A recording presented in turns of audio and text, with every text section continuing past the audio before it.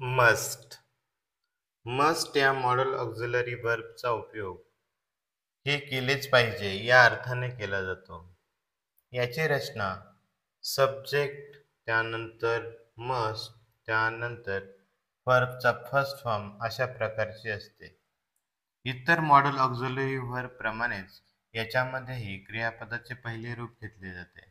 त्याचा पहिला उपयोग ऑब्लिगेशन म्हणजे बंधन सांगण्यासाठी केला जातो.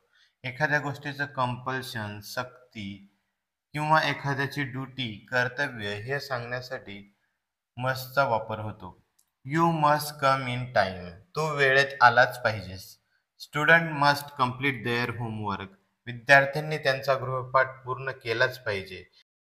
ही वाक्य किंवा people must obey the rules. लोकांनी नियम पाळलेच पाहिजेत.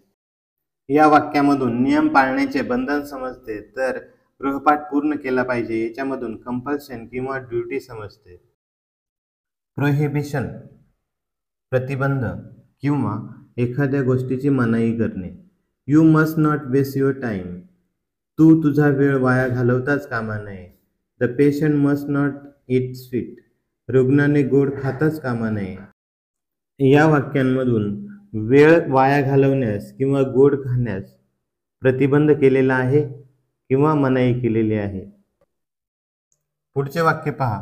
Student must not copy in the exam.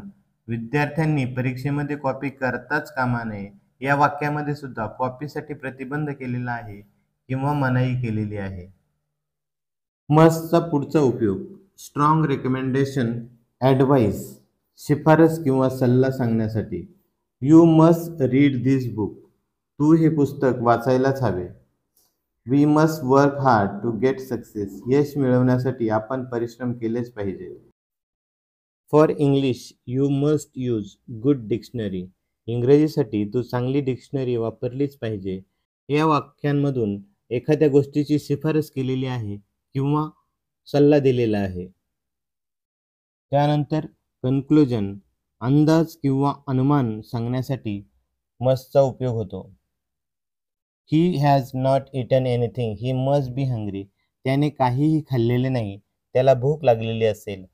या वाक्यामध्ये भूक लागल्याचा अंदाज किंवा अनुमान सांगितलेले आहे. I think she must be your teacher. मला वाटते ती तुझी शिक्षिकाच असेल.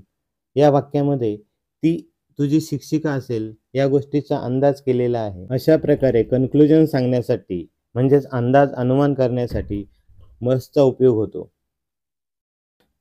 Must is used as a noun. मस्टचा नाम म्हणून वापर. Study is a must for student.